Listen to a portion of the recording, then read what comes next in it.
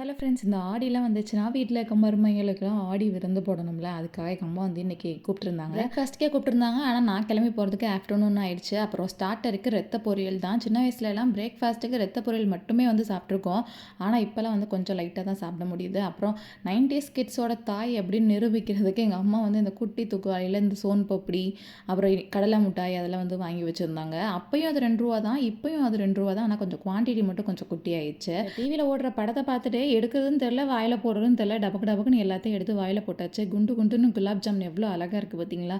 அதெல்லாம் எத்தனை கவுண்ட் உள்ளே போச்சுன்னே தெரில. நல்லா சாப்பிட்டு முடிச்சுட்டு அப்புறம் ஆஃப்டர்நூன் வந்து என் தங்கச்சி வந்து கோலா உருண்டை போட்டுட்டு இருந்தா. அதுக்கும் ஒரு டேஸ்ட் டெஸ்டிங் போய் பண்ணிவிட்டு அப்புறம் எல்லாமே ரெடி பண்ணிவிட்டு லஞ்சும் சாப்பிட்டாச்சு. ஈரல் கிரேவி, மட்டன் குழம்பு அண்டு மட்டன் எலும்பு குழம்பு, அதுக்கப்புறம் ஒயிட் ரைஸ், அப்புறம் வந்து கோலா வந்து பொரிச்சு வச்சுருந்தோம். சூப்பரான லஞ்சு. எல்லாமே இன்றைக்கி வந்து ஆடுலேயே முடிஞ்சிருச்சு.